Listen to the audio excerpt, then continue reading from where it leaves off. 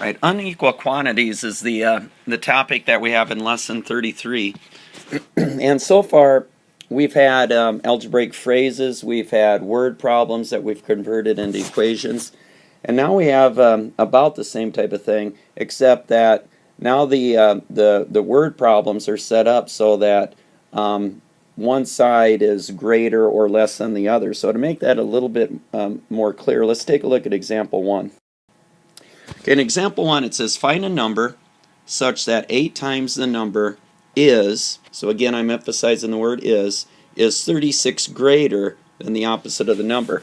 Now, we need to go through and make sure that we are identifying the key words. So we're going to take 8 times a number. Now, how would I represent 8 times a number?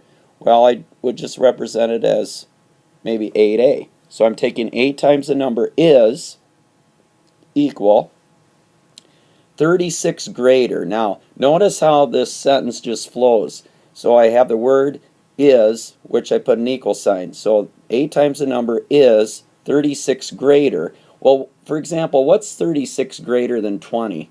How would you figure that out? If I asked you what 36 greater than 20 is, you'd take 20 plus 36. Well, here it's about the same thing. 36 greater, so I'm going to add 36 to the opposite of the number. And again, I'm using a because I used a on the left side. So let's take a look and see if this makes sense. Find a number such that 8 times the number, and let me, such that 8 times the number is 36 greater than the opposite of the number. Now let's go ahead and solve this. Now, is there any simplifying to do on the left side or the right side? The answer is no. Next, let's get all the a's on one side. Pick on the small one. Now that's a negative 1. On the left side I have an 8. So pick on the small one. What can I add or subtract to a negative 1 to get it to cancel out? Well, I'd add 1a. So I have to add 1a to this side.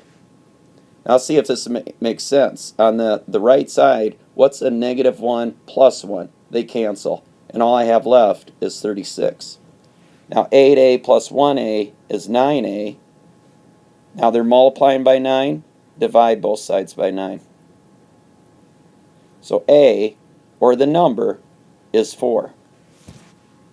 Now, if I try to check this, and I'm not going to check each one of these, but let's see, if the number is 4, find a number such that 8 times the number, so 8 times 4, so 8 times the number is 36 greater than the opposite of the number. The opposite of 4 is a negative 4. So supposedly, the left, let's see, such that 8 times the number is 36. 8 times the number is 36 greater than the opposite of the number. So let's take a look what I have on the left side. I have 32. On the right side, let's see, a negative 4 plus 36 is 32. So notice that the two sides are equal, so it works out. Let's take a look at example 2. Okay, if the sum of a number and 6. Now how would I represent the sum of a number and 6? I would add them. So this time I'll use n, and I'll add the number and 6. Now that sum, that answer, so I got to have parentheses, is multiplied by 2, is, or in other words, the result, so in other words, that represents equal, the result is 10 greater than the number. Okay, let's solve it now. Distribute it on the left side, so I can simplify the left side by getting rid of the parentheses. So 2 times n is 2n, plus 2 times 6 is 12, equals n plus 10. Now, is there anything that I can simplify on the left side or the right side anymore? No. Alright, let's get all the n's on one side. Pick on the small side, pick on the 1n. What could I add or subtract to cancel it out? Well, subtract 1n. Let's see, 2n minus 1n is simply 1n or n plus 12 equals 10. Now they're adding 12, subtract 12. N equals a negative 2. All right, last example. Twice a number is 36 less than a negative 104. So twice a number, I could represent 2 times a, is 36 less. Okay, again, how would I represent taking 36 less than something? Well, I'd subtract 36 from it. Now, what's at 36 less than? It's 36 less than a negative 104.